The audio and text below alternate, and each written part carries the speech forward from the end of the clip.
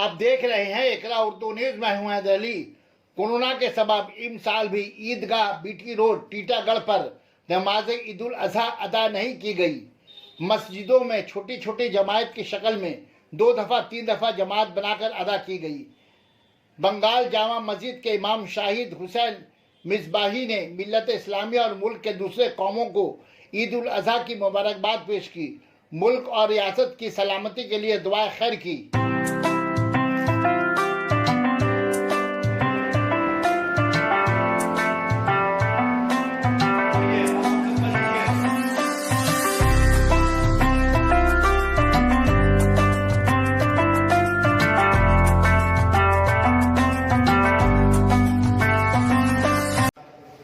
ہماری عید اضحیٰ کی عید قربانی کی نماز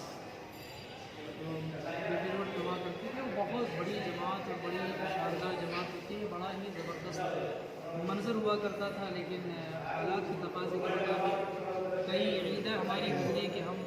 بیٹی روڈ پہ نماز نہیں پڑھ پائے۔ منع کر دو اس کو، بات کرنے منع ہمیں بہت افسوس ہے، بات کرنے لیکن وقت کے جو تقاضے ہیں، ہم وقت کے تقاضے کو، وقت کی ڈیمانڈ کو پورا کرتے ہوئے ہم نے وہاں نماز پڑھنا چھوڑ دیا ہے۔ پھر انشاءاللہ العزیز اللہ تبارک و تعالیٰ کی ذات پر مکمل بھروسہ ہے کہ انشاءاللہ پھر وقت اور حالات سازگار ہوں گے تو پھر انشاءاللہ ہماری نماز حسب ثابت بیٹی روڈ پہ ہوگی انشاءاللہ العزیز۔ اب کیا پیغام دینا چاہیں گے ملت اسلامیہ کو؟ میں اس عظیم الشان اور بہترین اور خوبصورت تقریب کے حوالے تمام امت مسلمہ کو مبارکبادی پیش کرتا ہوں، ساتھ ساتھ اپنے تمام دیش بندھوؤں کو بھی دل کی گہرائی کے ساتھ اپنی اس تقریب کے موقع پہ، اس تہوار کے موقع پہ مبارکبادی پیش کرتا ہوں۔ سبوں کو امن و شانتی، سبوں کے لیے امن و شانتی کا پیغام پیش کرتا ہوں اور اپنے خالق و مالک سے سبوں کے لیے سلامتی کی دعائیں کرتا ہوں۔ الحمدللہ چھوٹی جماعت ہو یا بڑی جماعت ہو، ہر وقت ہماری یہی خواہش ہوتی ہے، یہی دعا ہوتی ہے کہ پروردگار عالم ہمیں اس وبا سے بچا اور ہمارے ملک کو بچا اور ملک کے تمام باشندوں کو اس وبا سے حفاظت فرمائے۔ سبوں کے لیے دعائیں ہوتی ہیں الحمدللہ۔ اس لیے ہم تمام لوگوں کو، تمام بھارتیوں کو، بھارت تمام رہنے والوں کو میں یہی پیغام پیش کرتا ہوں کہ اللہ کے واسطے ایک ہو کر کے جئیں، نیک ہو کر کے جئیں، نفرت کسی سے کوئی نہ کرے بلکہ ایک دوسرے کے لیے مکمل محبت کے بازو پھیلائیں۔ تو انشاءاللہ یہ جو خلفشات اور یہ جو بے چینیاں پائی جاتی ہیں، جہاں انسانیت کہیں روتی ہے، کہیں کانپتی ہے،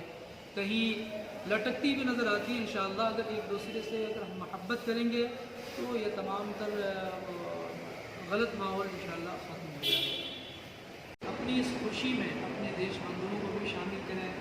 اس انداز سے کہ ہمارے عمل سے ہمارے دیش بندھوؤں کو کسی طرح کی کوئی پریشانی، کوئی تکلیف نہ ہو۔ اسلام کا یہ دستور، اسلام کا یہ مزاج ہے کہ ہم جو بھی اچھا کام کریں اللہ اور اس کے رسول صلی اللہ علیہ وسلم کی رضا حاصل کرنے کے لیے کریں، اور جب یہ نیت ہوگی اور یہ انداز اور طریقہ ہوگا تو الحمدللہ ہمارے ہر عمل سے ہمارے دیش بندھو کو خوشی ہوگی اور محبتیں ملیں گی اور کافی حد تک انشاءاللہ العزیز ہمارے اعمال کی طرف ہمارے دیش بندھو مائل ہوں گے۔